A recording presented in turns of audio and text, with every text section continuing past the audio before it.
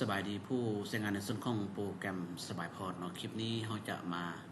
แนะนำเนาะวิธีการดาวน์โหลดในส่วนของโปรแกรม Ultra Viewer เนาะก็คือโปรแกรมตัวนี้เนาะอยู่ในโปรแกรมตัวนี้ก็จะเป็นโปรแกรมที่เรารีโมททางไกลเนาะตัวอย่างว่าเราอยู่ต่างแขวงหรือต่างเมืองหรือต่างประเทศจังซี่เนาะเราก็สามารถรีโมท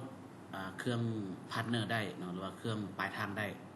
ในการแก้ไขปัญหาเนาะในการดาวน์โหลดข้อมูลต่างๆเนาะทีนี้เนาะก็คือเฮามาคลิกใส่บน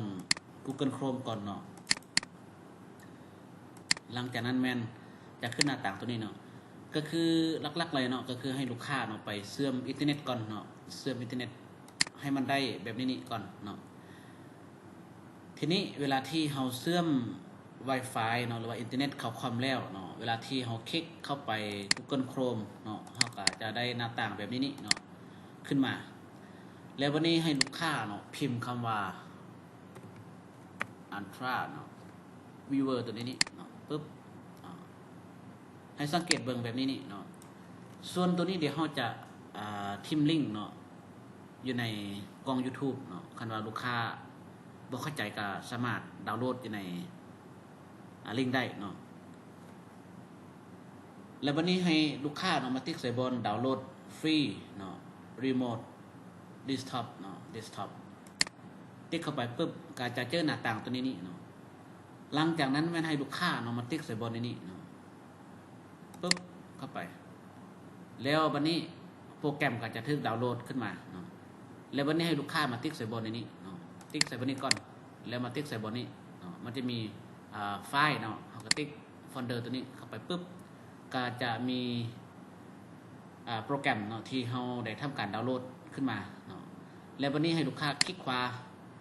หลังจากนั้นมันกด Open เนาะแล้ววันนี้มันจะให้เฮากด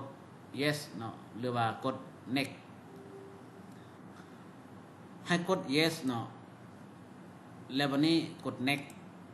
กด Install เนาะ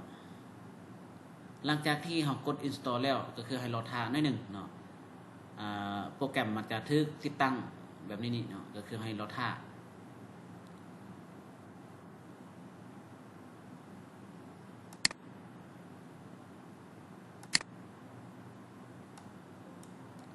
เฮารอท่าจนกว่ามันจะสำเร็จเนาะ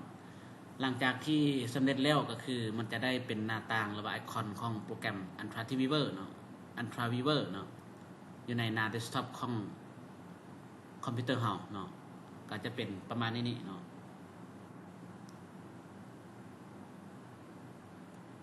โอเคเนาะหลังจากที่เฮาติดตั้งแล้วเนาะก็คือมันจะโชว์หน้าต่างตัวนี้ก็คือให้กด Finish เนาะหลังจากที่กด Finish แล้วบางที่มันอาจจะรันเนาะหรือว่าจะเปิดออโต้ให้เนาะก็จะได้เป็นเลข ID แล้วก็ Password ขึ้นมาเนาะ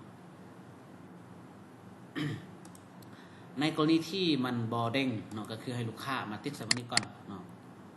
หลังจากนั้นแม่นให้ทาย ID ตัวนี้ส่งให้